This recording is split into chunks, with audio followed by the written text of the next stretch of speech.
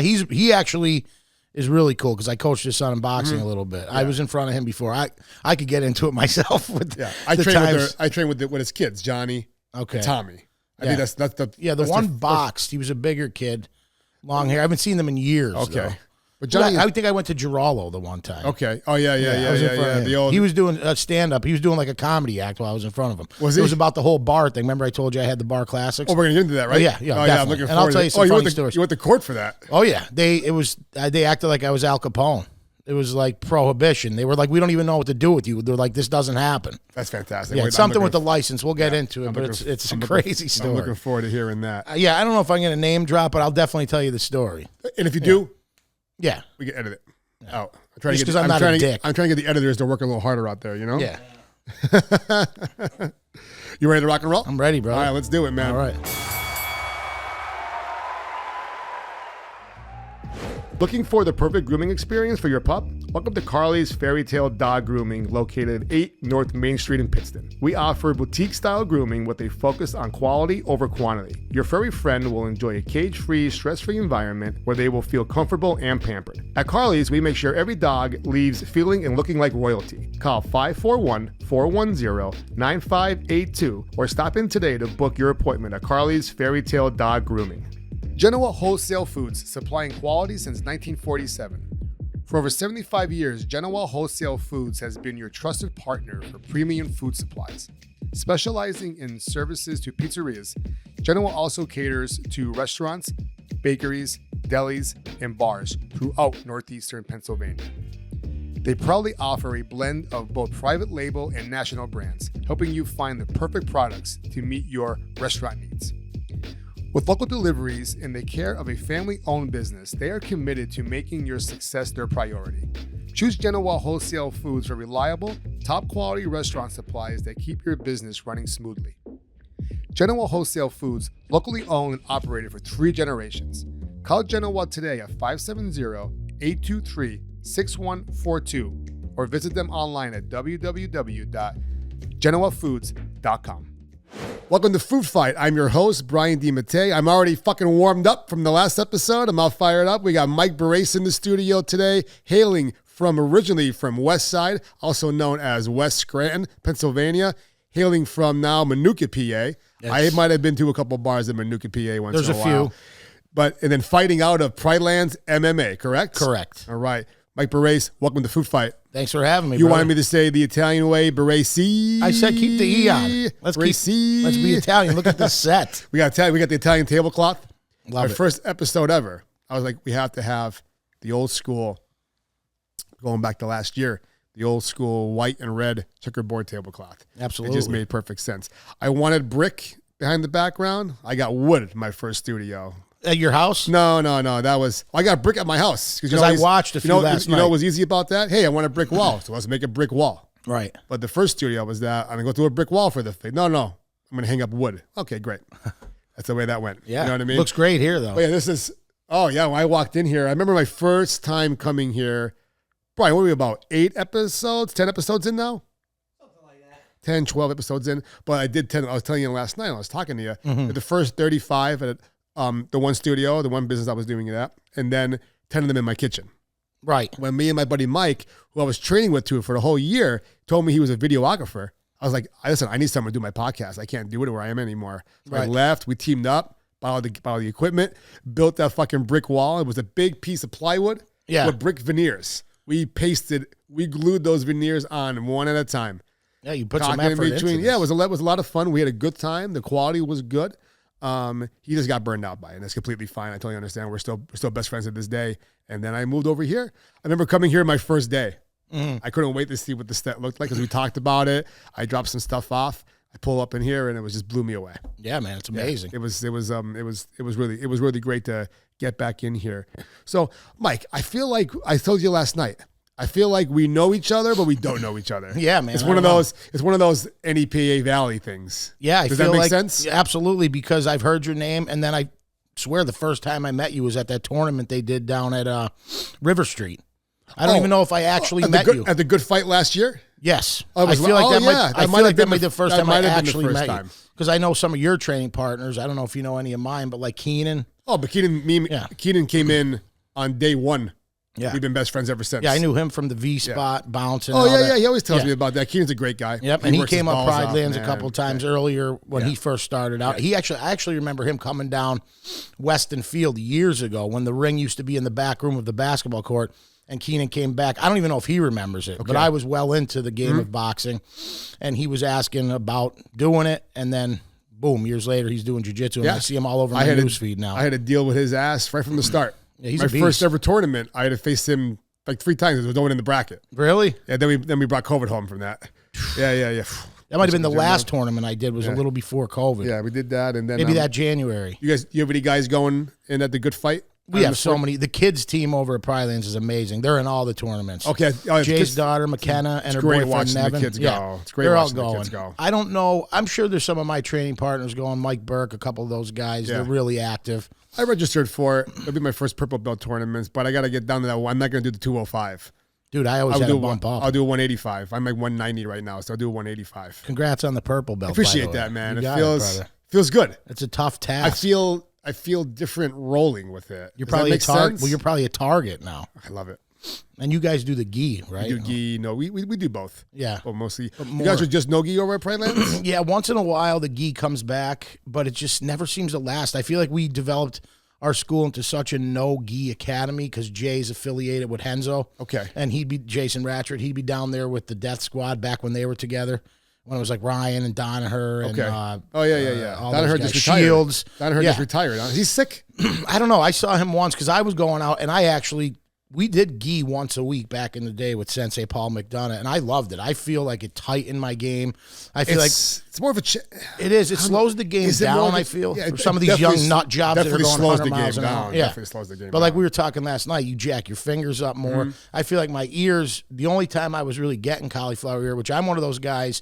Some people wear it as a badge of honor. I've always, as soon as I start getting it, I go to Rite Aid, I get the needle. Yeah, me too, bro. And I keep draining. Me too. Everyone's like, "Oh, be a pussy." I just don't want it. I can't lay on it. Exactly. It looks hurts. horrible.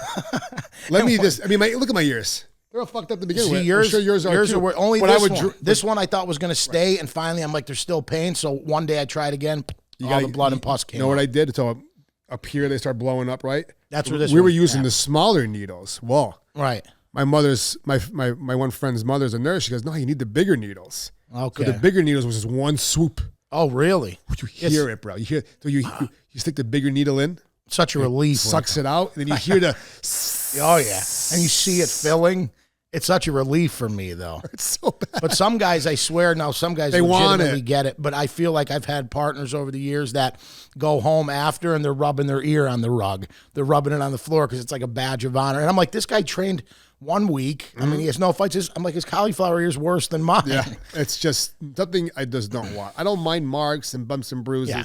Listen, I tell a lot of people in jiu-jitsu, listen, I'm sore. Oh, why do you do it? Well, listen, I'm sore, but I wake up with a clear mind. Yes, and after, I feel like the endorphin rush. The endorphins are rolling. Like I always tell my son that. Jiu-jitsu, rolls, boxing, sparring, to me, there's no workout quite like it. Like, I feel like you're getting over that hump, and then everything's released. Yeah. I feel good after I lift weights. Same. But I feel better after I do. It's just like 6 rounds of jiu-jitsu. It's the hardest thing. That's why. It like is. You conquered it. Yeah, it is. You know what I mean? It's the hardest martial art. Yeah. If it wasn't, everyone would be doing it. Absolutely. Everyone would be doing it. People that come in, and the ones that come in with the big head and the ego. Now, it's like that fight or flight. Yeah, but the ones that are like, "Oh, I need to learn everything right now." No, you don't. No. You need to stop. Like, I remember I watched the video where the guy goes, "Hey, could you show me a Barambola?" And the guy shows him an armbar from Psychotrol. Goes, there you go. Yeah, honestly. And the kid was like, "Oh, thank you." Yeah. Thinking that was it because he doesn't know what an armbar is. Yeah, stick to the basics. Yeah. I tell guys, I was just saying last episode, if you want to branch off from our curriculum, see, right now we're doing closed guard stuff right now. Right. So if you want to branch off, don't go watch mount stuff. Right. Watch closed guard. Watch practical closed guards. I love closed guard. Me too. Because I'm not much of a guard player. I'm more of a top game wrestler style guy. And I got my crazy theatrics I do. Like, I'm in there, I do like a cartwheel pass like I'm Notorious. I would love to get a roll. We should have brought our gis. I know. Dude, you probably kick my ass in the gi. I haven't done it in so long. But no gi, that might be a challenge for you. But I have a lot of acrobatics. Like for my stocky build, people sometimes are like, wow. But I mean, I grew up wrestling, playing football. So, like, I'll throw in, like, a cartwheel pass. I got, like, this spin pass where you're, like, threatening a straight knee bar, but then you just end up passing and getting side control. So I do, like, stuff like that. I kind of have my own top game. But getting back to guard, I like when I'm playing guard, I'm probably best, in my opinion, at half guard for my build and everything.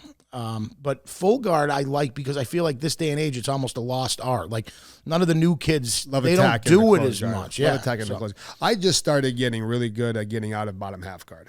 I've been working my butterfly hook a lot. That's one of my favorites. I've been getting stuck on the bottom, right? But now I'm just like I've been overthinking it and getting smashed. Even when I get smashed now, Tyler Mooney, my instructor. Yeah, I go, Tyler, what do you do when you get cross face and you're laying there? He goes, I cycle between those two escapes. The one where you bring your foot over, get them off balance, and then bring their knee down. Yes. You hit them on the head, go that way. Yep. Well, it's a combination 3 for me now.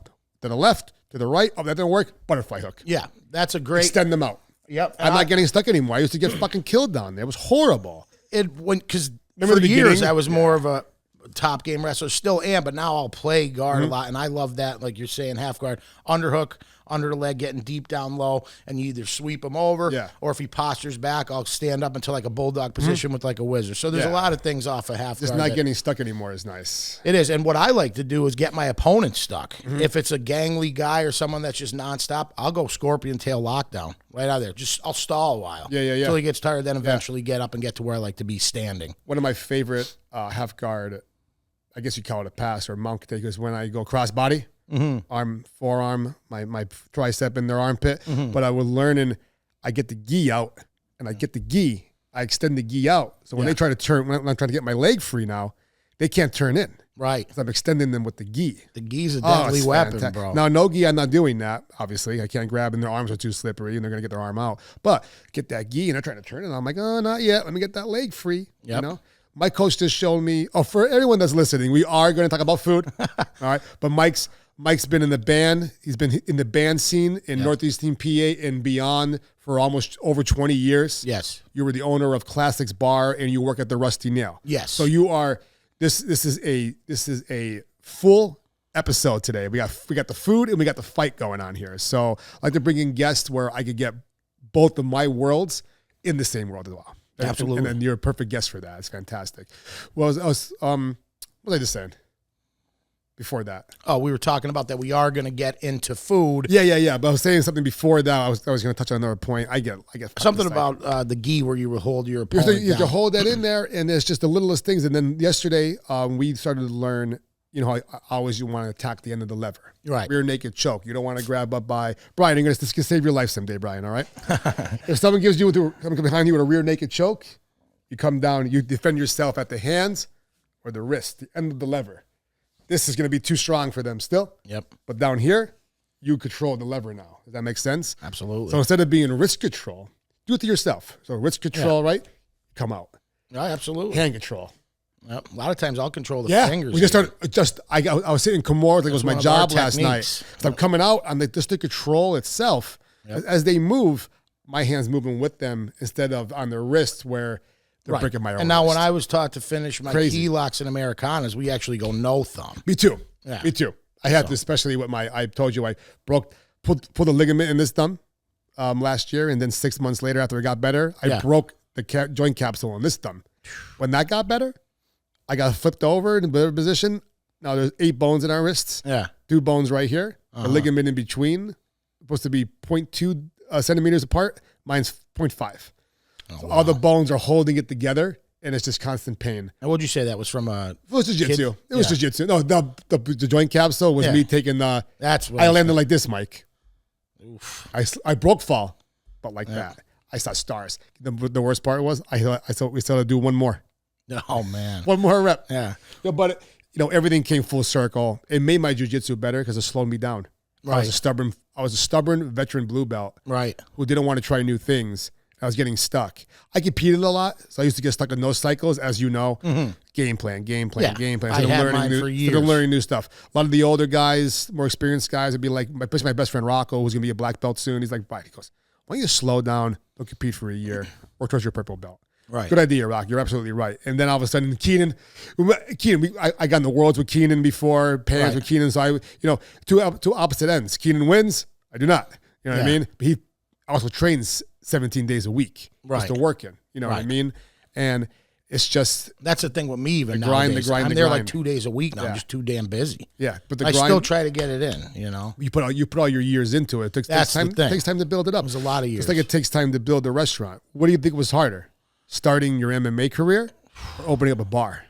Honestly, I think I'd rather get back in the cage right now. How many cage fights did you have? So you're a black belt in jiu-jitsu. Yes. You're a retired cage fighter. Yes. Of course, you still got the taste for it a little bit, huh? Yeah, but I'll tell you what. PA won't let us do it legally though. We can't get a license in PA. That's the thing. And I had to go pro in boxing because I did an MMA. And a part of me, so they were letting me go at first because I already did. Then they started making it a rule where even if you fight MMA, you have to go open class, which is kind of crazy because some MMA fighters have minimal striking. Wait, so break that down for me. So if you go into MMA and you do what? So in USA Boxing, amateur boxing, they started making amateur MMA fighters even go open class, which is longer rounds. Instead of 3 2-minute rounds, it's 3 3-minute rounds. Same weight class though, or same weight class? Okay, but open class is screwing me up. Open class in amateur boxing could mean 10 fights or over. Like my training partner Jason Manning, he had to fight a beast. The guy was like amateur fighter, heavyweight. Manning's coming in from MMA because he's got like 4 or 5. And he held his own. I think he lost his only boxing match by like split decision. But I mean, the guy he fought looked like Riddick Bowe. He was like had multiple fights. I'm like, that's kind of unfair to the MMA fighter trying to get some ring time. But on the flip side of the coin, I feel like it's unfair to new boxers starting out if this guy's got 4 or 5 MMA fights. You know what I'm saying? I see where you're coming with that. But I think they just had to set down some ground rules. And I did a couple open bouts after I got into MMA. Finally, I was ready to do Golden Gloves at the Steamtown Mall, and they're like, whoa, wait a second, Baresse. You can't compete in this. This is amateur. You're a pro MMA fighter. So I had to go pro boxing. That's unfortunate. Yeah, so I did a couple pro MMA, and I only did 1 pro boxing, but before that, I was doing MMA. Like, I was in that groove, like you're talking, you and Keenan, with tournaments, where like every cage fight that came up, I was just banging them out. I was just looking at it as like ring time. Yeah. So I think I probably did like, I want to say I have 10 total. So like 7 amateur, 3 pro, and then boxing, I have about 11 fights. Were you doing your cage fighting with the cage fights around here? With Chris Coyne promoting them? And then up at the CYC with Jimmy Hedges back in those days or before? Okay, I remember. Hedges started a little before me, so did my good friend Dave Morgan. Can't get pissed when he's in the ring. I missed 2 of his knockouts. I did security for him. He was great. He was I got for a piss. Rocco goes to me, goes, "You're going to miss it." I'm like, "I'll be fine." I take a leak at the CYC. Yeah. Oh, I missed it. And one thing that I love for street, especially, I always tell people, I'm that guy at the gym, like, this works in the street. This is good for a street scenario. Judo. Jimmy Hedges' judo is unbelievable. I went in like a district champion wrestler the first time I got to meet Jimmy and train down in Wilkes-Barre. This was years ago, but I mean, he's just sweeping me on my ass like I'm a kid. I'm like, this is insane. Bombing you. Dude. Oh, I hate it. Crazy. I love judo, even with the gi or no gi. You know what I mean? Mm-hmm. Obviously, gi's more of the judo game, but you could transfer that stuff right over. And with those trips, and they're so simple, like you're not wasting any energy. But, so Jimmy Hedges was fighting on the cage. He was in a little before me. Then I started boxing, and then I got in the cage, and then, started focusing on jiu-jitsu after that and teaching boxing over at the Pride Lands and everything. Getting in that cage is crazy. It is. No, I never had a cage fight, but I train in it with our fighters. I'll get in there once in a while. Luckily, they take it easy on me. Which is good practice, so you're in the cage. Yeah, in the cage. You get pushed up against that, and I was like, it's like, man, that's a whole different world in there. It is. But to answer your question earlier, I think I'd rather right now at 41 get back in the cage and start another business because they come at you from the jump, dude. The city, the inspection agencies, everyone wants their slice of the pie, whether it's for music you play, getting your beer delivered, your groceries, your food. I mean, everyone wants their cut. And at the end of the day, no matter how, and this is just from my, experience. I don't know. I can't speak on behalf of everyone else, but we made it happen, man. We had great food. People loved our wings. We had entertainment, me being in the entertainment industry with bands. I booked bands all the time. And it was a fun 2 years. We even had a live wrestling match out in our parking lot. I love that. Yeah, and the neighbors were there. Local cops were there. Where was Classics? Classics was right in West Scranton. That's what we're going to get into. Right by St. Anne's. Oh, okay. Yep. Oh, wait. Right by Maroney's. It used to be the Villa One. On that big road? Yeah, so it's right up It's Bryn been a Mawr. minute. Bryn Mawr and then St. Anne's, runs right alongside. St. Anne's Street is as big as the Valley.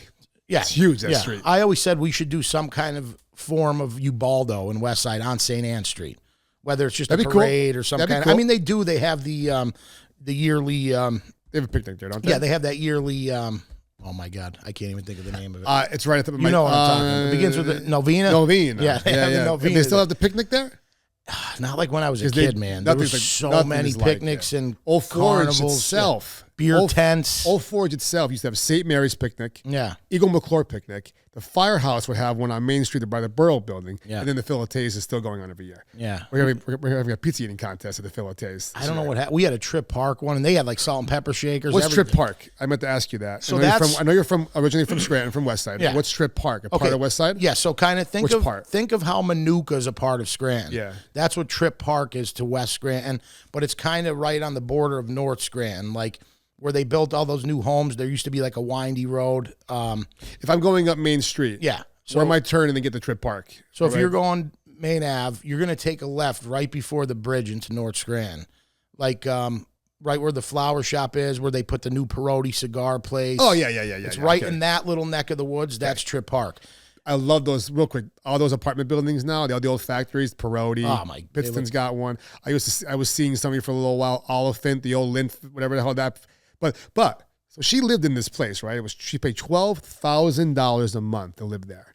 Excuse me, $1,200 a month. Okay, everything included. Yeah, which is fine. That's much what I paid for my apartment in Kingston. However, $12,000 is crazy. Yeah, right. However, they have the central air, but they have the big, gigantic vent going in from the living room into the bedroom. Okay. And it's right over the living room. When the air conditioner was on or the heat was on, it was I couldn't hear it. If I'm watching TV and the air went on, you could no longer hear the TV at that volume. No. So think about how loud that is. That's loud. I wouldn't move into a place like that. No. That would take me away from it. Everything was beautiful. They had a gym, they had a common place, beautiful parking lot. Everything was a nice neighborhood. Mm-hmm. But imagine listening to that fucking noise all the time. Fuck that shit. Anyways, yeah. So Trip Park's right up there by the old Perotti. And you know what's there? The new Far Tavern. Yeah. Which John's behind all his new places. John Basiliga. Okay. He's got the Far over there.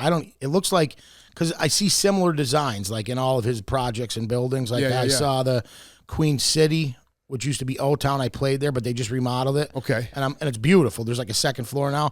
O-Town and Oliphant. Yes. Now it's Queen City, which John Basiliga owns. So I perform most of his establishments. Okay. Sergey's when downtown. When did Old Town turn over? That was only a few months ago. Yeah, but they just reopened because they were doing the remodeling. Okay. And I'm like, God damn, this looks amazing. But I'm like, you could see John's like signature. Oh, that's Oliphant. That's what I'm talking about. That one building. That one apartment building. That's what I thought you were. That apartment building is right next to They all have that vibe. Yeah, and like the font is almost like, I feel like I'm in Gotham. It's the same guy owns them all. Yes, John. What about the one in Pittston where the Let me think. So his original that I know of was Old Brook, which I play once in a great while up by past Lake Scranton. Okay. Far Tavern I play a lot because that's my hometown, Trip Park, right? Sure. So they booked me there a lot. Queen City I did once. They were remodeling. And downtown where Tinks was, my band played there. Sergey's down in the basement. That's like the live club. Fucking Tinks. And then upstairs is a Terra. That's like the fancy restaurant. Yeah. But he's bringing a lot of cool things back, especially for my line of work. Yeah, it's great. I'm a musician, so I'm like, here, there, this place, that place. It's, I love it. So I want to touch on more places like that coming into the area. Mm-hmm. It wasn't like that a few years ago. No, it was kind of a ghost town for a while. Think about the industry in this area before the Cove. Mm-hmm. Everyone was popping all the time. God, nightclubs, all that kind of stuff, right? Then you get the Cove. So for a whole year. That's funny you said Cove. I call it the Vids. Yeah, the Cove. So the whole year, everything changed. Yeah. Hours changed. Still, restaurants are closing at 10 o'clock because they realized that there's no need to stay open for those extra 2 hours every night and deal with more nonsense. Losing money instead of selling maybe one or two products, paying staff, all that kind of stuff. Overall, it was worth it. So I get that from a business standpoint. Yeah. As a consumer, we lose out on change a lot. We lose out on convenience, and some of our favorite things aren't around anymore. How did it affect? You've been playing in your band for over 22 years now. About, yeah. How was the band life? Bookings, you were booking bands too, so you're a promoter I pretty much as well. manage. So what was the difference between 2020, COVID, and then the future? And then we're going to get into classics. Okay, so pre-COVID was, I mean, my band was a lot younger. The friends were coming out more. You're a lot younger. And but all of our friends were coming out more, and just the bar scene, like you said, in general was wild. Like 2 a.m. If you played McGrath's and Dalton until 2, Jimmy wasn't paying you till 3. I wasn't home until 4 a.m. After our clubs were open still. I remember the Castle. All the dinners were the fucking Castle. All the diners were open still. Yep. You know what I miss? Yeah, the late night diners. Chicks. Fucking chicks. Yeah, You saw me pray for it. Yeah, man. It's just sitting there rotting away now. It is. How many It's late nights? How many unfortunate. late nights? And I feel like I was just there with my girlfriend. too. Like, I'm like, that was a while I feel like back. I was just there with my buddy Rocco, my buddy Steve. We used to go bowling on Thursday nights at Southside. It was like bowling night there. We just go to Southside Thursday great nights. spot in there, Paul Richards. We used to go there. We hang out at the bar, get some pictures of beer, bowl 3-4 games for like $20, if that. Yep. And then go to Chicks. And then go home. Everything. I remember Even Westside. my buddy Keystone. Rocco, Edge, they were fucking around on the side. He elbowed my friend Steve behind it. Yeah. Made him fall on his ass right between the booth and the jukebox. Dude, it changed so much. Man. But they were all coming out to shows, and the bar scene was till 2. Wouldn't get home sometimes. V-Spot, Vinny's paying you. I wouldn't get home till 4. Now, through COVID, I got to say, my band really hustled. We were doing every excuse in the book to perform outside. Like, I did a benefit down at the football field just to perform outside. I did a rooftop one through Basiliga at the mall, just because you could do anything outside then. Union Craft House, anything I could do, I tried to put together and make it happen. And then there was like a lot of private parties we would do like around fires and stuff. So even though the Cove was an unfortunate time for a lot of people, I mean, there were some crazy memorable times for me during it because I feel like we came together around fireplaces outside, played acoustic a lot, stuff like And you that. found the people that just need to get out of their house. Yeah, people that were like weren't buying into all of it. They weren't buying into all of it, or they were, healthy enough, and we just made a lot of fun things happen throughout those times. And then after, and when it started fizzling into that you could eat food phase, but you have to put your mask on in between eating food. Or you could smoke cigarette. The casino Yeah. had the craziest COVID laws, bro. You could smoke a cigarette in between your mask being on. But It's just unbelievable. I had to wear a mask the whole time, and the guests didn't need to. We had 6 people playing craps only instead of 18. Oh, you were there when that was happening. Yeah, I was there when it happened. We were closed for 4 months. I sat on my ass for 4 months. Right. I became I became a runner.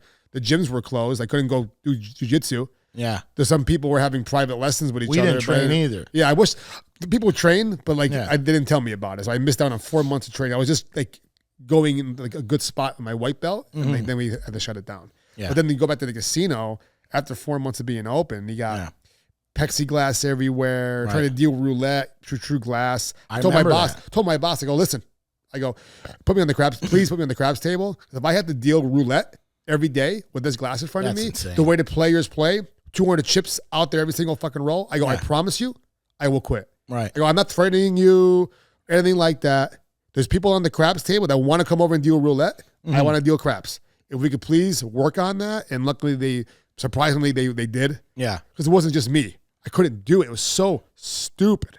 In the craps table, we have 8 players on each side. We had 3 each.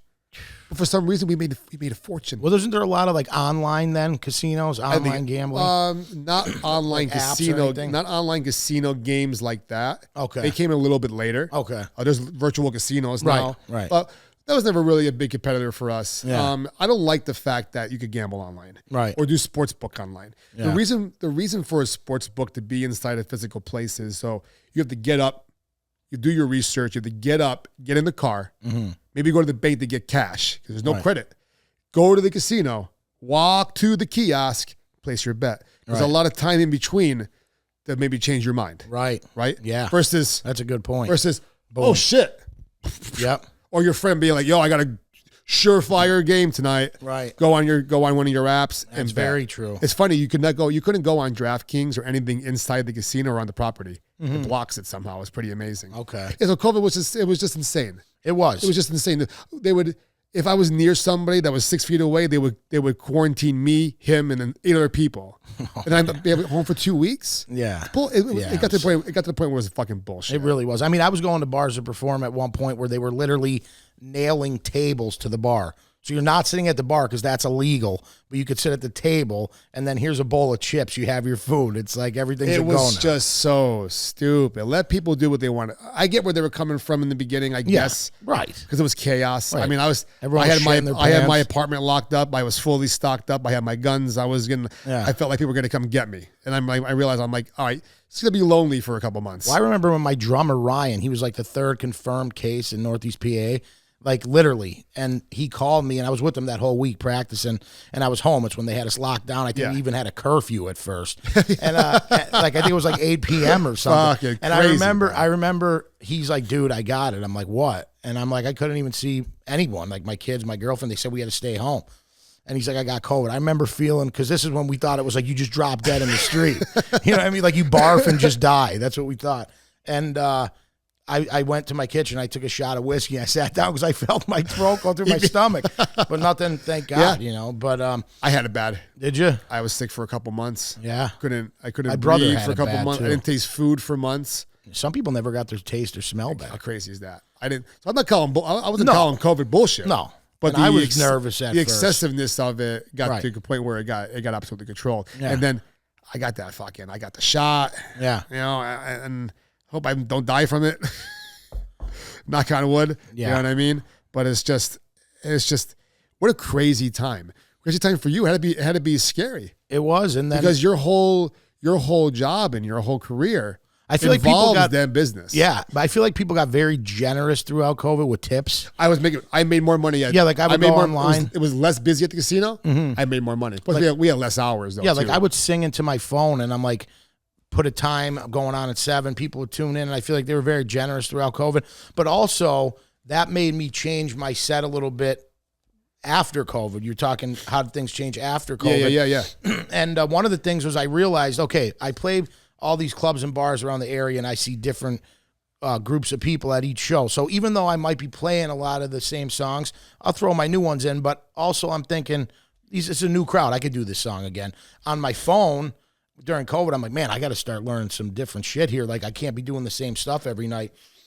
You know, I want to keep people entertained first and foremost. And I feel like I almost developed a little bit bigger of a following throughout COVID because people are just home watching their phone. Definitely true. Yeah. I believe that. So then I was like, how could I change this up? I'm like, I'm going to start doing tribute acts. Like one night I'm going to do a full set of Pearl Jam. One night I'm going to do a full set of Stone Temple Pilots. I even did like a night of Johnny Cash and Elvis.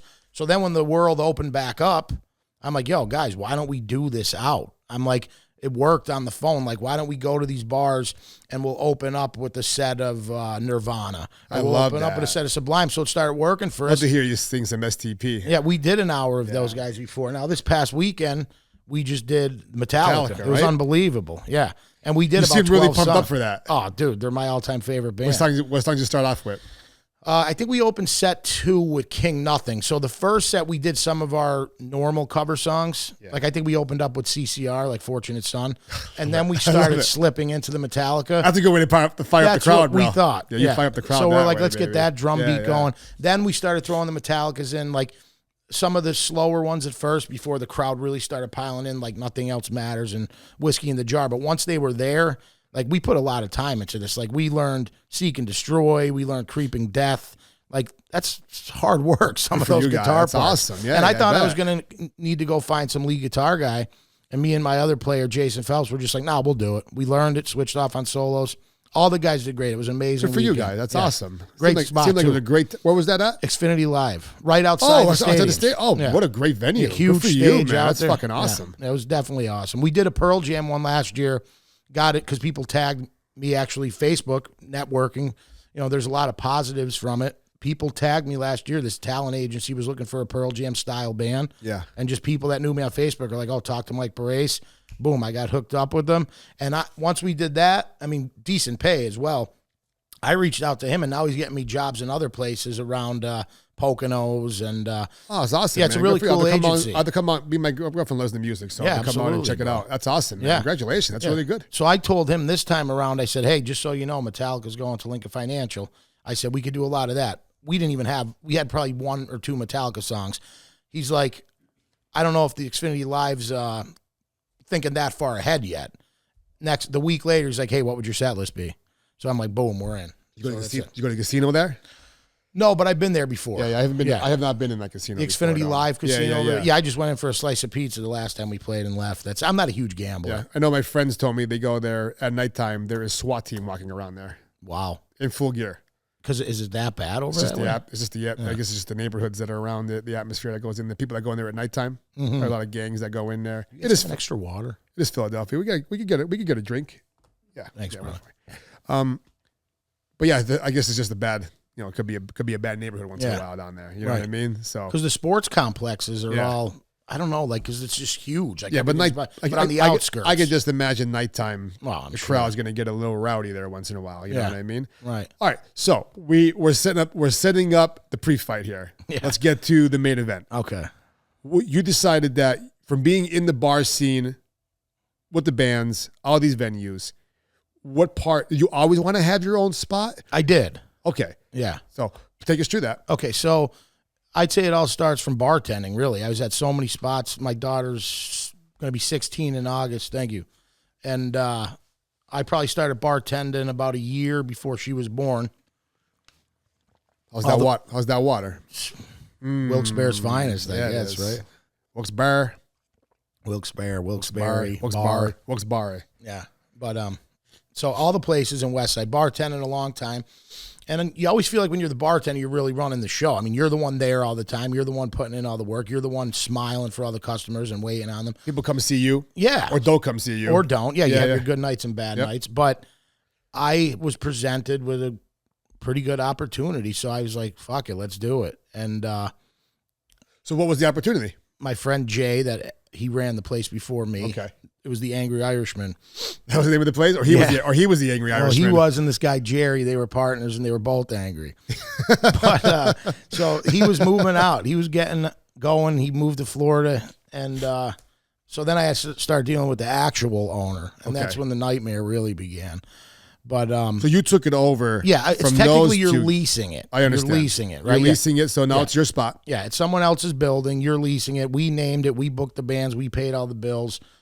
So on the license, on the liquor license, like I had to do everything. The ramp certification. My partner Dave had to go do the food service. How boring is the ramp? Safe serve. You know what? I'll be honest. It's probably educational for you doing it for the first time. It is, but there's a strange twist. If you're the bartender, you have to actually take a test. Mm-hmm. Yeah, I remember. But when you're the owner, when you take the management, there's no test. It's just a longer information. Yeah, you have to test for everything. Even for coaching USA amateur boxing, you have to. That's through the Olympics. Yeah. So you have to go through all these tests about child abuse and everything. Oh, interesting. I'm like, this thing's grueling. I feel like I'm back in school. Yeah, I mean, I have those clearances for the gym too. You know what I mean? So you have to do it. But as far as the bar goes, so it was originally the Villa one. We were leasing it from Joe, I'll tell you. Did you have experience managing the bar? I mean, like I said, did you feel comfortable doing it? Yeah, that wasn't really an issue, but there was things I learned along the way. And like I said, my partner, he helped with the kitchen. There was a few months where that was my next question, food-wise too, right? We both cooked. He helped with the food shopping. I handled the booze more and everything. I handled the entertainment.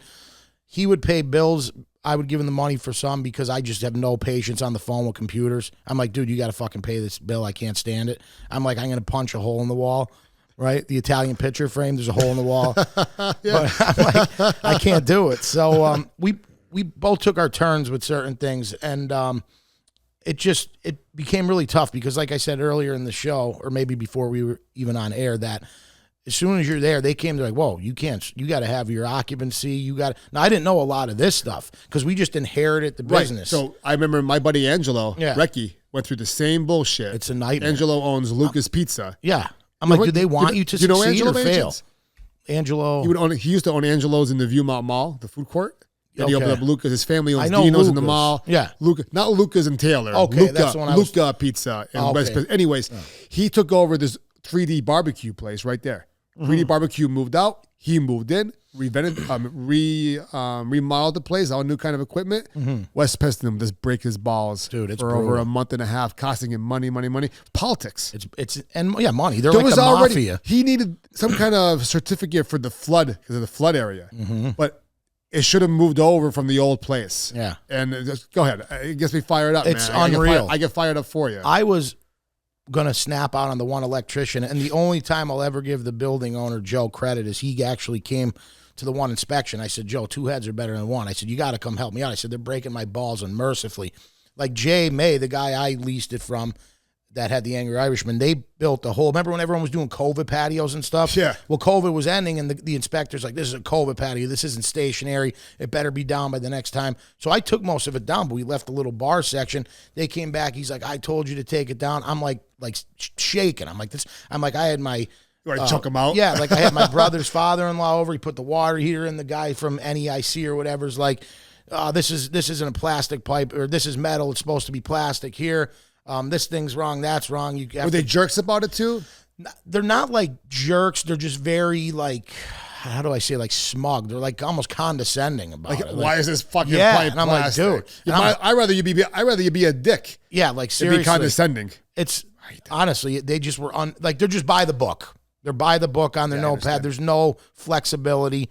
And I remember Joe, the landlord, the one day was like, because I was getting steamed. I started yelling at the guy. I did want to choke him out. And Joe's like, Mike, just relax.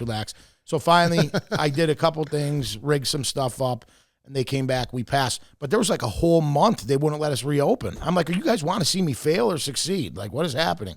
So, and then you just get the letters from the music, ASCAP, BMI. They want their royalties. I remember they were trying to say once that we streamed the WrestleMania. I'm like, never happened. We're getting letters from like Vince McMahon saying they were going to sue us, or like his lawyer. I'm like, dude, we never showed WrestleMania. This is insane. Like, where you get, like, did someone have like WWE on their phone and maybe where they were watching it there? Did someone post something? But I couldn't believe it. I'm like, it's never ending. A question about the music. Mm-hmm. So what music do you have to pay royalties for? So here's the thing. I think the guy that on whistles actually got in trouble for it years ago, and there's a lot of bar owners that ask me about it because I'm a musician, and they're like, hey, man, I haven't been promoting the music because I feel like I'm getting sued. So, like, there's ASCAP and BMI. That's literally how the musicians get paid. So when you're having cover bands and they see it and they're playing cover songs, technically you're supposed to pay royalties for all. That was where I was headed to. So if you play the core album. Right. So you got to say you're doing originals. So if you're playing the core album, you got to pay STP. Pretty much. What? Really? That's how they make their money, I guess. I guess that's why Lars was such a dick about Napster back in the day. I never knew. I mean, I can understand. I can understand if you're getting recordings off it, but a local band. I think one of those agencies. I'm not positive on all this because we just stopped having entertainment, but or we were just having all original acts. Yeah, for sure. I think that the jukebox is also a factor. I think you also have to pay either ASCAP or BMI for the jukebox. See, I can understand that because that's the band playing their actual song, their CD, or their records in there. Right. But a cover band playing tribute to one of their favorite bands because you're getting. What if you're doing a free set? You got to pay royalties for a free set. Interesting. I mean, you could say I get paid. We're just getting tips or something. That blows my mind. It's ridiculous. Everyone wants to slice in the pie. I always wondered that. Like, so these big cover bands that tour, like STP cover band. Right. So they are known for that. Right. So they got to pay royalties. The club does. Not like the bar or the establishment. Oh, the actual band doesn't actually pay this stuff. No, the band's getting their payment, but I mean, maybe the establishment will say, I feel like most establishments I've dealt with don't even think about that until they get the letter or phone call. And then they all ignore it, and then they get in trouble, or they have to pay like a big amount. You. I thought you meant the actual band has to pay to be a cover band. Okay, that makes sense. All right, so you're dealing with all this bullshit. Right, but we're still making it work, though. Right. People loved our wings. Like, we took the original owner, Jay, that had the Angry Irishman. We took his sauce, and then we spiced it up a little bit. We put our own creation on it, and they loved it. That was our house sauce. I had a sauce, Mike's Hard Sauce, that I kind of took from the lounge where I used to work back in the day. There's almost like a little barbecue vibe in there. Okay. And then we also took the Benny sauce from the Far Street Tavern that they have there now. I feel like it's not as chunky as it should be. Like the sauce, it's like a heavy marinara wing sauce kind of. We had that. Interesting. It is. It's really good. There's like an Italian vibe to it, but there's also a spice. So we called that the Amore sauce because this guy Dave gave me the recipe. Really good guy. And so we were doing Dave Amore? Yeah. You know? I know Dave. Yeah, he gave me the recipe. I know Dave. I know his wife Judy. So we called it Amore sauce. He used to bartend at Marvelous Mugs. Yeah. Oh, and I know him from bartending the Far. We're going way back. When he owned the Far Street Tavern. We're going way back. Yeah. Then he was at the V Spot. And the bar he owned was on Main Street and West Side. That little bar? Well, the Far Street Tavern. Far parking space? I think a different place. Yeah, Far Street Tavern's really tucked into Trip Park. I know what you mean. It's like tucked right back in. Yeah, I have to see it's where the new Far Street is. David Moore. I know. Yep. I know. So I haven't seen Dave in a that. while, but I'll see him on Facebook once in a while. Yeah, though. Dave, so sorry cool. if you're listening that I said hey, Dave. You gave me the recipe. But so yeah, that was all just fine, and we always made ends meet. Some months it was a struggle. We were just starting out, but we were doing commercials on 107 and paying for some Facebook ads and making all our ends meet. But it really started when like we realized how much the upkeep of that shitty building was, and like we're not getting any you're not discount on rent. We're handling it all, still making it happen, but then. Here's where it all went to shit. So the owner of both buildings has both liquor licenses. I'm on the liquor license as operational manager. Technically, anything he does wrong or fucks up affects us. Same. If we did something stupid, it would affect him. So technically, he's taking a risk on whoever he leases that building out to, because if we did something wrong, it could screw him.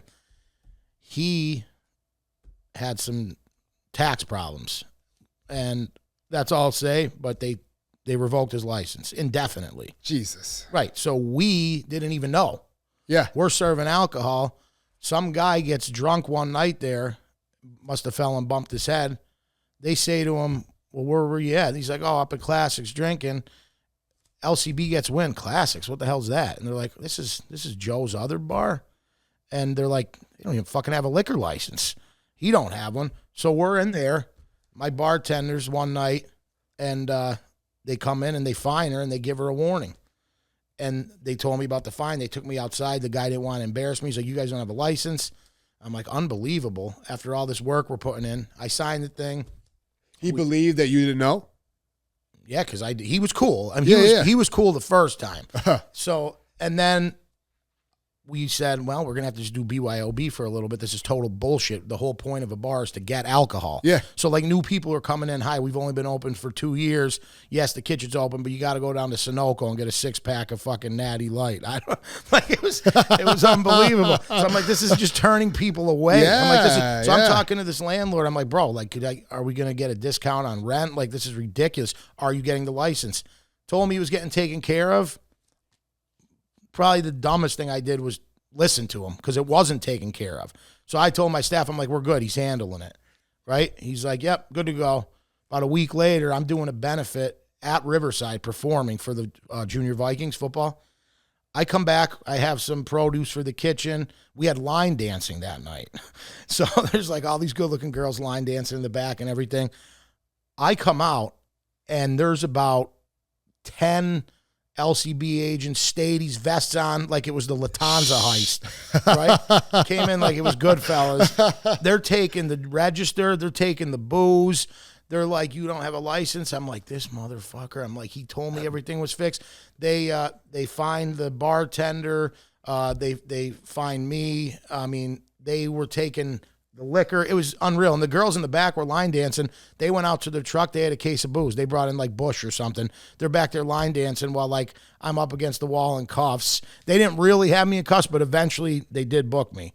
Unbelievable. Put my name in the paper. Like I said, like it was like 1920s. Like I was Al Capone during Prohibition or something. You mentioned that last night. It was unbelievable. So there was a case of Miller Lite on the ground, and the Stadies are clearing everything. I said, bud, that's mine. I got it from my house.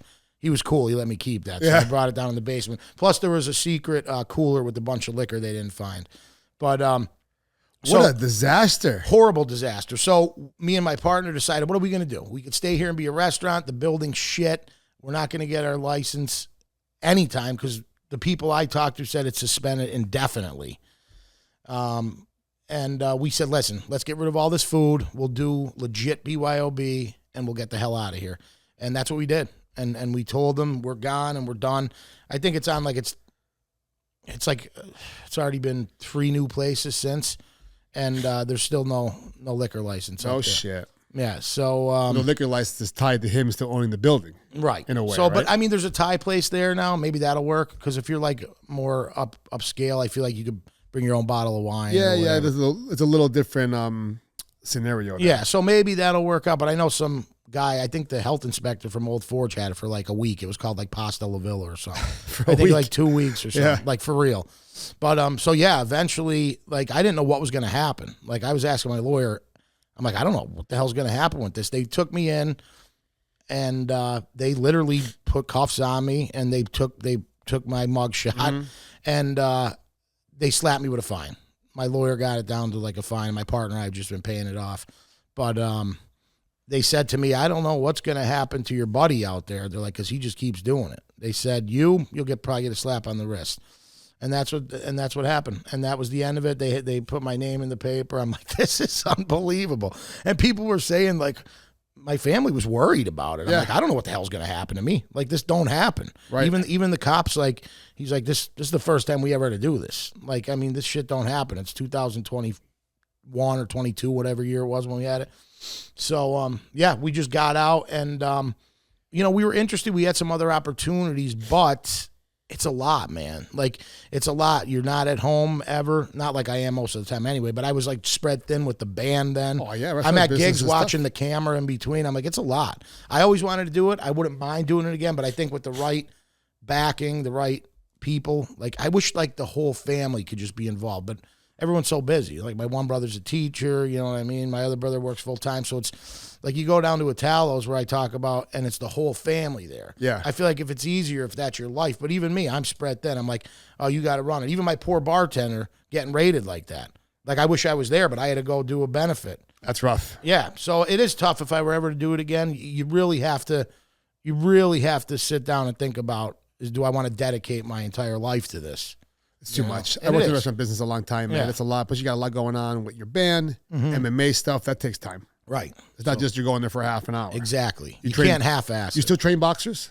Yes, Tuesday nights at 6 at Pridelands. So that's going to keep you. That's going to keep you busy. Let me know when your next. Let me know when your next weekend fights are. I will check them out, man. I always see the stuff after the fact. Yeah, I have a good kid, Dylan. Yeah. He boxed. Nice. A couple months ago. There's one in June. Tough though, because he's only 15 and he's like 170. It's tough to find kids that size at his age. He had to fight a kid that was like 240. Yeah, my friend Gabriella, she is one of our MMA fighters. She has trouble finding opponents. This is the women in the sport. Yeah, and she actually had one a month ago. They up in like 6 hours. They flew, but the flight got delayed and canceled. So she was weight cutting too.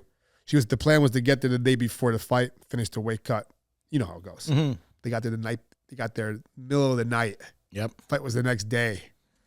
Yep. I never weight cut like that before, but I guess it fucked everything up because she missed weight. Okay. So how much did she have to cut? It was I don't know the whole deal, but I know that she came in a pound or two. But the fact of the matter is that she was depleted. Oh yes. Yep. Up into the fight. Right. And that sucks. And she did great the first round, and she got rear naked choke the second round. Yeah. But you drained. Drained, exactly. Yep. I mean, I cut a couple pounds in the morning before a tournament. I feel drained. I didn't even do anything. But you're cutting weight for a whole week. Yeah, water cutting, no food, miserable. Ice chips. All that training, still training, and then that sucks. That sucks. Man, that's tough. That sucks. A lot of these people, I don't know what but this in general, you have fighters cutting 20, 25 pounds, weigh in that before. And the next day, you're 50 pounds heavier. It's so stupid. And a lot of them do the IV, right? So stupid. The weight cutting is just fight at your own. Fight at your own weight. I don't fucking know, man. I know. So you went to court for that? You said there was some kind of shenanigans going on. You want to talk about that a little bit or no? Yeah. So like we could talk about it. Pretty much, it was I lived and I learned through that experience, and maybe I'll do it again. But maybe when I settle down with some other things, I was appreciative of the opportunity. It just sucks that we were lied to in the end, that it would be figured out and that it was never fixed. You know, that's the only thing that sucks. I would have sued him. Right? That's a lot of people said that to me. I would have sued him. I know. But I moved on. I always say I don't like to dwell on things. I think it's best to like kill them with success. You know what I mean? Like, can't beat a dead horse. I just move forward. Yeah. You can't beat a dead horse. You could dwell on it all you want to. That's the thing. And I'm like, you know what? I talk to my family. I say, I'm doing good. I have more time with the family, the band, jiu-jitsu, everything. You know what helps that kind of mindset? Jiu-jitsu. Absolutely does. You know what's funny? I came home from the gym and work the other night. Good rolls. I was in a good mood. Got my Whopper. I get a Whopper probably twice a week from BK. Love a Whopper. Yeah. I get home. There's a bunch of UGI trucks in front of my building. Right. Lights are off in the building because I walks are closed. I'm like, what the fuck is going on here, right?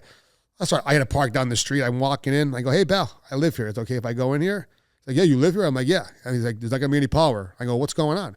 He goes, scheduled box change. I'm like, scheduled? Yeah. I go, did you guys tell us about this? Yeah. He goes, there was a flyer left on your door. Wow.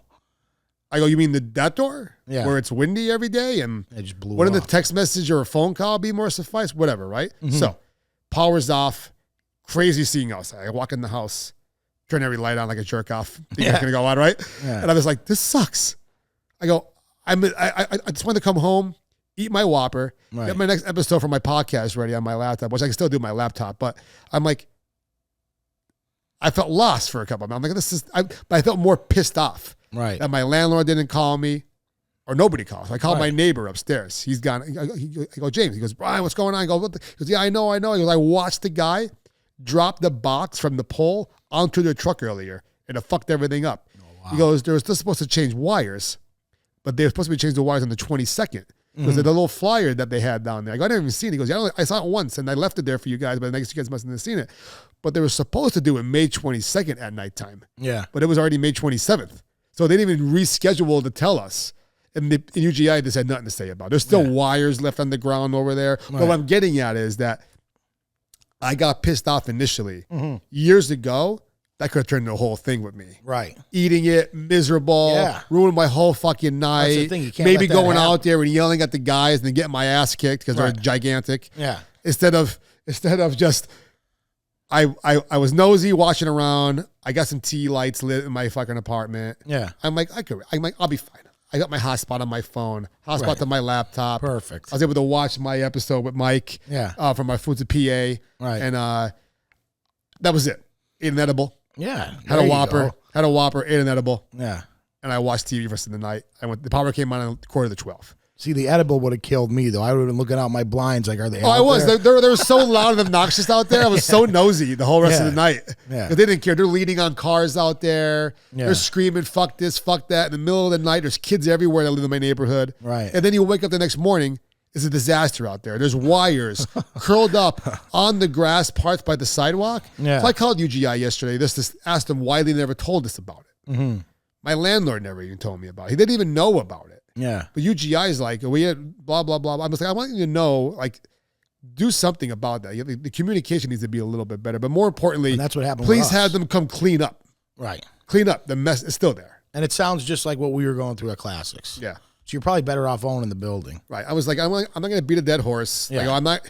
It's over and done with. I go, what if I had a sick child or a sick parent that lived in that house and we had no idea what was going on? Right. But again, those are scenarios, so it didn't really happen. So they get fired up over scenario. I could do that though. Right. I could make a scenario in my head. I get real pissed off. Right. I get real pissed off. So yeah. Shower in the dark. It wasn't that bad though. It was what it was. You know remember? What I mean? Were you around? This past summer, did the power outage affect you at all? Because we were down training. It was out for like a few days. We were training at Pride Lands, and we went over to Italos. I live in Kingston. Okay, so probably not. Yeah, probably not. Yeah, but we went over to Italos, and boom, out. We were eating in Italos, no lights. What was going on with the power outage? I don't know what happened. I forget. Someone might have hit something, but it was out for like a few days, and we were sitting in Italos when it happened. No lights, eating. He couldn't even make me anything. So my buddy Marty gave me half of his burrito. Yeah, we had a car run into down in Wilkes-Barre, down the boulevard, where Good Tree Wilkes-Barre is, across the street from Price Chopper, Wegmans. Yeah. Across the street is a gated transformer, right? Yeah. Fucking trailer. I think something happened like that. Drove right into it. Yeah. And we were happened to be outside. It was dusk, and the tractor trailer, I was outside going, the trailer hit the thing, and all of the power lines lit up like fire. Oh man. Fire going yeah. Like in Back to the Future. Yeah. Fire across the things. The power was out for like a day, but it was just crazy. So we're running down and we're watching. Police are yelling at us, back up. Like, back up where? Yeah, I'm nowhere near it. Right. Nowhere near it. Because they're probably scared too. They know what's going on. Yeah. We have Wilkes-Barre cops that train at the gym. We have a lot of cops that train at the gym. We have a police force and prison guards at our gym. We go host prisoners. And there's prisoners too. There's probably prisoners. Yeah. You get criminals. You get the cops, the lawyers. That's where I met my lawyer, my mechanic. It's amazing. I always said how crazy the world is right now. Everyone in the world needs to do is play craps together. Yeah. or jiu-jitsu. Yeah, see now. Or some form of MMA. I look at it the same way, but instead of craps, I say pick up a guitar. Yeah. You know? Something. But jiu-jitsu is really like, because you're on top of each other. You have to trust your It's a brotherhood. You have to trust your partners. Yeah. Yeah, it's just the way it is. It's amazing. It is. I'll roll with anybody. Well, almost anybody. There's some people I won't roll with. Yeah. You know, it's just like spazzes and much bigger guys. Yeah. Once in a while, I'm getting too old to roll with the gigantic guys. I know they look at me, the puppy dog guys, like, hey, bro, because they're newer.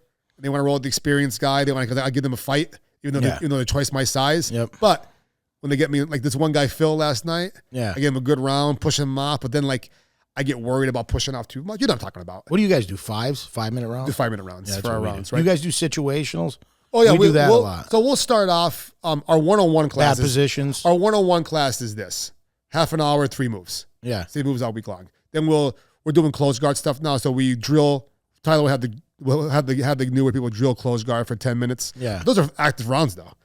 I'll drill close guard all day long, man. Let me work on my shit. Well, then it makes you better at the position. Then we have rounds. Same. In the advanced classes, half an hour technique, half an hour rolling. The amazing thing that sells a lot of people on our gyms, when the experienced people, hey man, the one guy came in, hey man, like, big question, do you guys roll? I'm like, yeah. I go, most of our class is rolling. He goes, oh my God, thank God, I'll sign up right now. Why? Because he thinks it could be just mostly drilling? A lot of schools, 15 minutes of warm-ups. Yeah. Half an hour. We don't do that as much. We used to we do no warm. We don't do it. Once in the morning classes, we do some warm-ups. I got to get loose. 10 a.m., I got to loosen up a little bit. But nighttime, for sure. Nighttime, Tyler's like, no, for the adults. Yeah, we used to always. It should be warmed up. But some gyms, 15 minutes of warm-ups. Well, when I went to Henzo's at night, see, I can only make the night class the couple times I went down, so it was actually gi. Yeah. I was trying to get into that early, but we talked about something else. It was all gi and crazy warm-ups. But you're getting people from the city that might have like professional jobs that they want to get. They want to train. Listen, train. I'm not against teaching people how to hip up and hip out and bridge up and hip escape. I get that. You have to learn the motion. Right. But not for 15 minutes every day. No, but Henzo did it. It was solid. That was a cool class. A couple gi classes out there. I bet it was pretty cool. Yeah, I never went to the no gi during the day, but I did see Donaher down there with his rash guard. That's pretty cool. Yeah, he wears it everywhere. Yeah. He wears it everywhere. But like the bigger guys, they get me in like Phil last night. I'm rolling with this guy last night. Good guy. Yeah. Good, but big guy. He's twice the size of me. So we're rolling. I'm pushing him off. I'm doing well. Not really getting position, but he got me in scarf. And I like doing the compression scarf. Oh, you posted something. Yeah, I like doing my scarf move. So, but he got me in it, and he just did the crush. Yeah. And I'm just like, I got folded up still. I literally went like this to him. Oh, yeah. In the face, slapping him. And the first thing that's the point I'm getting at with this story is I'm slapping him. He's trying to kill me. And I'm cracking him in the face for my tap. Yeah. He lets go. The first thing I wanted to do was apologize for cracking him in the face. I go, Phil. He goes, no, where else are you going to hit me? Tap. Yeah. He goes, where's going to hit me? I go, no. He goes, you're good. You're good. Thanks for the roll. You know what I mean? But jiu-jitsu is so much fucking fun. I love it. Absolutely love it. It's changed my life from, I told you earlier, I got in trouble 10 years ago. And I'd be in front of is he your uncle or your cousin? Yeah. Your cousin, Judge Baresse. Yeah. You know, I'd be in front of him and he asked me what I did up to this point. I'm like, I'm in the rehab. I've been sober for 4 months. Right. He's like, are you prepared to plead in the treatment court? So I'm like, yes. I gave up all my rights to him. Right. So now here I am. If I fuck up, he can max me out to state prison for 10 years for walking into somebody's shed. I got felony criminal trespass charges. Oh, wow. So it was just, it's lucky that it happened where it happened in Old Forge. Right. And people looked out for me and fought for me to get into that program. And that's all I needed was a chance. And I put my head down. And I got better, and your cousin, and Judge Baresse was very fair to me. He let me go back to the casino to work. That's after good. I showed him 9 months of me working my ass off to stay sober and get my life back together. Treatment court saved my life. Yeah. And we're getting ready for the 10-year anniversary on the June 10th. And I can't believe they've been there. They're 25 years they've been doing that for. And, you know, not everybody deserves to go to jail. No. I don't think I deserved what I got. I had to pay my penance for years. It wasn't easy. Right. I wasn't in jail. But probation wasn't fun. The fact that if I fuck up once, I'm done. Yeah. Was scary. It was enough for me to wake up. My PO, I sat down for the first time with him, Kenny. He goes to me, you ever been on paper before? I'm like, I don't know what that means. He goes, you ever been in trouble before? I go, besides my DUI a few months ago? No, it's all coinciding with what's going on. Right. And he goes to me, he goes, look at me. He goes, just so you know, I won't be the one to jam you up. Right. I looked at him. I go, I know what that means. You will be. I'll be the one to fucking. I've been there before. I used to message him to go to because I hit curfew and there's phases. Right. Like, there'd be a curfew. I'd be like, hey, it's okay if I stay out past 10 for a movie. First time he wrote back, yeah, no problem. I did it again. He goes, listen. This was your probation. Yeah. He goes, just go to the fucking movies. Just don't do anything stupid. Yeah. He goes, I respect that you're doing this. He goes, you're doing good. Just do what you got to do, man. It was stressful for a while. Man. I didn't have my driver's license. It was hard. I gained a lot of weight. Yeah. I really paid for what I did. I deserved every bit of it. So you just made me think of a real funny story. What's that? Real quick. Let's hear it. Yeah, so you're talking about your PO. This was when I was in my early 20s, first time I ever got in trouble. Fight. I got dropped to a simple assault. Now you go to jail. Right? Yeah. So I thankfully only had probation for like 6 months. This guy was a really cool dude. I can't remember his name, but I won't even say it if I could. He was a young PO and only a few years older than me at the time, and he just pretty much let me do whatever I want. I went down to the thing in Stroudsburg called the Watermelon Suck on probation. My band performed. I mean, I'm drinking, we're partying. Yeah. Who's there? Him? My fucking PO, right? I'm shitting my pants. He's throwing beer cans at birds in this guy. I'm like, well, I guess I don't have to hide my beer anymore. I'll never forget seeing him there. Shit-faced. So Lackawanna County is different than Luzerne. Yeah. Lackawanna County is a dry county when you get in trouble. Oh, really? Luzerne County, I was on probation or parole for my DUI in Luzerne County and treatment court in Lackawanna County at the same time. So I never really did anything in Luzerne. They just talked to each other and they were cool with it, right? I just made sure I paid my fines. Right. My DUI in Luzerne County. But the guy goes, okay, he goes, there's no drugs, but you could drink. I go, what? Yeah. He goes, yeah. He goes, you could drink alcohol if you want to. I'm like, I'm on probation for a DUI, bro. It might have changed in Luzerne. We're going back 10 years. Oh, wait. So Luzerne County is a dry county. Okay. No, Luzerne County is you could drink. That's what I'm saying. I was going to say Lackawanna County. No, they go completely dry. Right. And when I got in trouble in the past, there was times I have, but then I got caught having a few beers once, and I thought I was going to jail. Yeah, that makes sense. You're not supposed to. Yeah. We're gonna close some closing out questions, Mike. Yeah. What's your favorite Netflix show of all time? Of all time? Well, we're some of the beginning Netflix users. Well, my favorite show of all time, I mean, you got the perfect Sopranos. table for it, is The Sopranos. Tony's right there. Probably watched it 8 times through. I have Christopher in my kitchen, actually. Okay, so we're going to have to talk about Sopranos. It's white noise for me at this point. I have watched it probably 20 times total. Yeah. And I notice something new every episode. Oh, yeah. Do you ever notice Tony's shirts? They're like bowling shirts. They're bowling shirts, but you ever see what's in the shirts? The one shirt specifically are little Tabasco bottles. Oh, yeah, I know what you're talking about. Lines. The designs. They're lines down. They're lines. What about the jacket? Yeah, the jacket, but the Tabasco shirt? Yeah. Oh, my God. It fucking cracks me up. Wow. The best show. Oh, dude. The more you watch it, the more you realize how psychotic Tony is. Oh, yeah, really. Tony was the problem. He's the whole a villain, show. really. Yeah, he's a pure villain. I went to Soprano Con. Evil villain. Yeah. I'm so jealous I didn't go there. Soprano Con and the one where they sit on the stools and talk. Chrissy. Yeah, but I missed out on the Sopranos Con. Why wasn't I there for that? It was epic. And I got there so late, but it was kind of good because I beat a lot of the lines. Ah, man, I wanted to go to. I don't know what the hell I was thinking. Yeah. So Sopranos. Yeah, I'm more outgoing now in my life than I we'll get to another one. I'll be a good time. If we hear it about it, I'll let you know. Hear about it, we got to go. Because I follow all the pages and everything. I love Sopranos. There was one season. I forget what season it was. It was one of the later seasons that took forever to come back on. Yeah. After it, the Vito season. After it was a show called John from Cincinnati. Really? Did you happen to watch it? I remember Lilyhammer. It was Lilyhammer. That was on Netflix. Yeah. That was one of Netflix's first shows. Yeah. I wasn't too into that. But I liked it. It was good. It was all right. Ended prematurely. Yeah. But John from Cincinnati came on after Sopranos the one year, right afterwards. And we sat and watched it. Craziest fucking show ever. Man. If you have HBO Max still, I do, yeah. go check. Whatever it's called now, Max, HBO. Why would you change the name? I don't know. I just call it. Why change the name? I think it is Max now. It's Max now. It's HBO Max, then Max. Why not just change it to fucking... You work so hard to buy out Cinemax, and you fucking turn it into the same name. It's Max.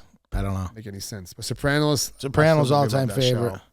Breaking Bad's good. That was good. That was a one-time show for me. I fall asleep to Seinfeld a lot. Every night. I put Seinfeld on. I pay $19.20 a month to watch Seinfeld on Netflix. Pretty much. Yeah. That's why I pay for the extra TV in the bedroom. Right now I'm watching Andor. Don't know it. It's a Star Wars show. Oh, okay. Star Wars show. I got into some of those. So Andor is all about the Empire. Okay. It's the working of the Empire. It's leading up to them getting the plans to destroy the Death Star. Why do I always feel like there's some weird twisted link between jiu-jitsu and Star Wars? There is. Oh, no, it's like funny? The Jedis are the gi people, Yeah. and you know what's funny? the dark side is the no-gi people. Listen, like I'm a leg locker, so I'm on the dark side. So let me see if this is still here. I feel like every gym links jiu-jitsu and Star Wars. I typed into ChatGPT what the Sith dark side, right? Yeah, so what the Sith is the dark side. It says that on our door when you walk into our gym. Yeah, I tapped into what it will look like, what the Sith like Lord would be. Oh, here it is. The Sith. Here's the BJJ Sith code. Oh, all right. God.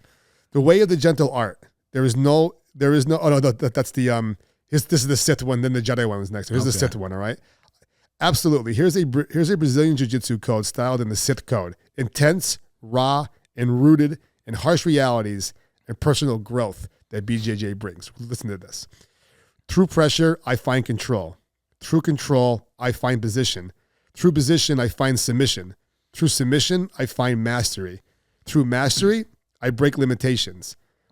My will reshapes the mat. My will reshapes the mat. The weak tap. The strong adapt. Wow. I endure. Wow. That's the Sith one. I love it. I've always been the dark side. AI generated? Oh yeah, AI. ChatGPT is one of my secretaries. Wow. I absolutely love it. So this is the Jedi one. The Jedi code: calm, discipline, and focused on inner strength and harmony. There is no anger, only patience. There is no pride, only humility. There is no chaos, only flow. There is no domination, only control. There is no defeat, only learning. Through jiu-jitsu, I know myself. Through knowing, I grow. Through growth, I find peace. Oh, I like a nice mixture of both.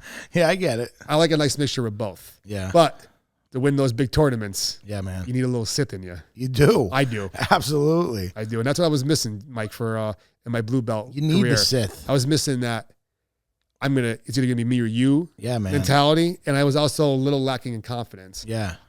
Either you mentioned it earlier or my other Mike that was on earlier mentioned about I think it was Mike earlier about confidence in sports. Right. You can have skills, all that kind of stuff, but if your confidence is low, you're going down. You ever see Major League Baseball? Major League 2? Yeah, of course. Remember in part 2 where Serrano couldn't hit home runs anymore? Yeah. And the Chinese player started saying he had no balls? Yeah. And Serrano got real pissed off. Well, my coach had that talk with me about 6 months ago in jiu-jitsu. Man. Tyler goes to me, he goes, you're not going to, you think you're going to walk into your purple belt? You got nothing coming. Right. And when my coach Tyler, when he's a great kid, great guy. He's only 30 years old, young kid still. You know what I mean? He's been around for a while. He's an educator with the school, to be an educator. Yeah. He decided he wants to do jiu-jitsu. He's been training for 15 years, right? Right. But sometimes people just shoot out fucking wisdom, and I could tell when he goes from being Tyler to being serious. It's a difference. He's also my boss. Right. My best friend is also my boss. When he goes to boss Tyler, it's a 15-minute conversation about whatever it needs to be. We handle it. They don't beat a dead horse. Right. My guys that other owners at the other gym, if I make a mistake, I own up to it. We talk about it. We fix it. Hopefully it never happens again. That's how you get along and you grow, right? But he told me, he sits down, he goes, listen, he goes, you think you're going to walk into your purple belt, you got another thing coming. He goes, if you were just a hobbyist and you paid your dues here and all that kind of stuff, different story. We have purple belts, maybe a couple of them like that. Maybe. Yeah. Not really even though. The standards are high. Right. You know all about the standards. Of course. We discussed it a little bit last night, but he goes, you're going to be an instructor for the school. You're already teaching. He goes, you're gonna earn your purple belt. I go, I understand. He goes, there's the only way you're gonna do it. He goes, listen, it's one thing from you showing me 100, 200 moves. All right. Yeah, you could do that. You could use them, but I need you to get some respect from these guys in the gym. I go, what do you mean? He goes, you're letting them, you're rolling with them and you're letting them pass your guard. And it's not that it's not like they're passing your guard. You're letting them pass your guard. You're not as serious. Then they get you in a bad position. And then here's this white belt who's bigger than you, holding you in a position because you can't get out, which happens sometimes. Right. You know what I mean? And it's like, he goes, how's that going to help you in the gym? Now, he said a little bit less than that. Yeah. But he pretty much called me a pussy. He goes, you're kind of rolling like a puss. Right. I'm like, not too many people in my life could call me a pussy and not have a fallout from it. I get pissed off from it. But I was like Serrano right there. Like, yeah. You know, like you got no balls at the marbles. And he's just like, that last pitch, man, that was beautiful. He goes and he bashes it out. That was that. Mike, that's all I needed to hear. Yeah, you've been around athletes. You've been around combat sports for a long time. Yep. Sometimes you got to hear the right thing. Really, you do. I asked him, I go, why we didn't? He goes, you weren't ready to hear it yet. Right. We have that we have that little, we both huge Star Wars fans, so we have that kind of like master Padawan thing going on right there. And this makes sense in jiu-jitsu. It's fantastic. Right. It seems like it does. Sometimes you just need to hear the right thing. Absolutely, bro. And it's amazing how things change. I got some closing questions, Mike. All right. What's your favorite food? Favorite food? I'm a big Tex-Mex guy. I love Tex-Mex. Okay. Like I love tacos and fajitas. You want to make, if you're home one night, I used to make this all the time. If you want to make like a real like, I don't want to, like a ghetto Tex-Mix, right? So I just had a bag of Sun Chips, Sun Chips? Oh, yeah. So you get the nacho cheese Sun Chips, crush them up on the bottom of a bowl. Yeah. Cheddar cheese. Yeah. Chili. Uh-oh, are we making cheese? Microwave. Yeah. Take it out. Lettuce, tomato, black olive, salsa, everything on top there. Eat that with a fucking fork. How about those traveling Dorito bags? You ever have those? Yeah, they're good. Walking tacos? Yeah, they're good. Walking tacos. Yeah. Definitely invented in prison. Now, when I go, when I go out to eat with my family, though, religiously, every holiday, chicken parm. I love chicken parm. Every holiday. My mom, Michael, you're not getting the chicken parm. I'm like, no, I'm getting it. So your favorite food is Tex-Mix. Like, you gotta, I need you to zero it in. Let's just go Tex-Mex. All right. So what exactly is that? Like anything that's like quesadilla. See, I need you to break it down even further. Let's go chicken parm. Chicken parm, because I get it every holiday. That's fine. Yeah. Chicken parm. Yeah. What food could you eat? So here's my answer. I think I know the answer already. Yeah. What food are you eating 24/7? So that's what I was trying to say about any sort of Tex-Mex. But this question is specific to zeroing in, though. Okay, is it a taco? Is it a burrito? I'm going to say a fajita. Fajita? Love chicken fajita.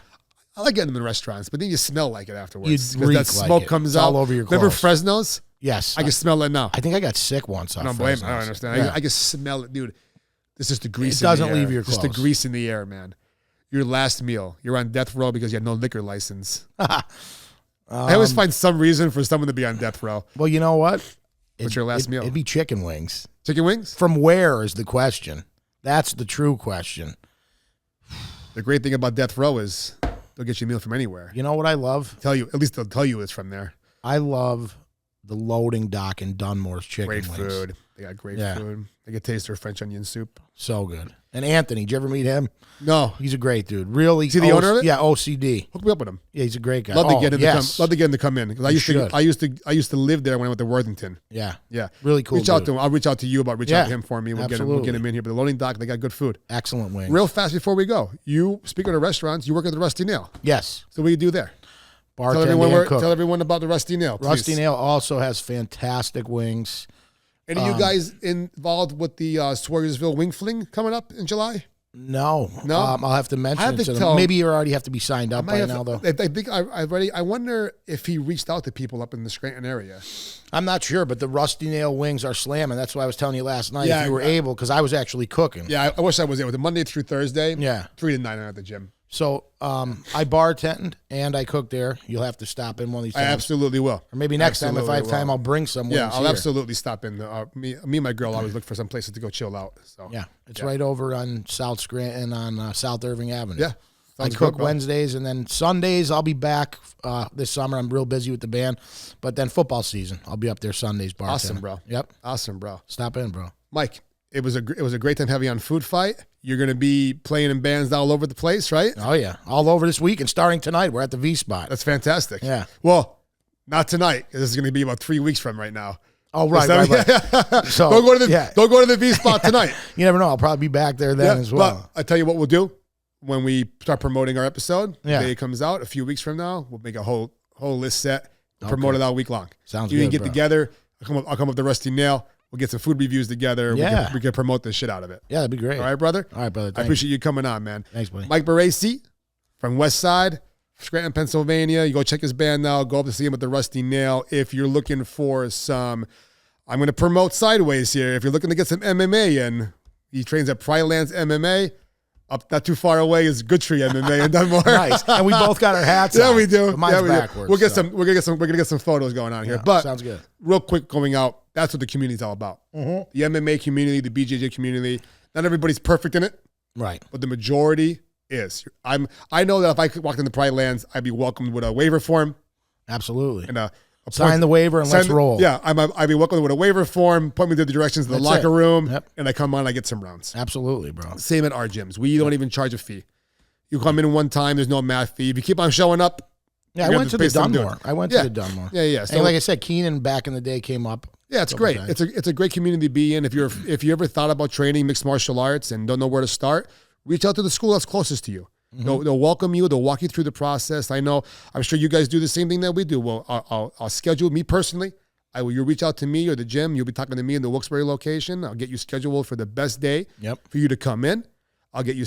I'll bring you in. I'll set you up with a proper training partner. Unless you bring a friend, you two brand new guys want to train together and fuck everything up. You know what I mean? Right. But it's always better to come in and train with a more experienced grappler, so they can break down any mistakes that you make. And it's completely normal not to know anything.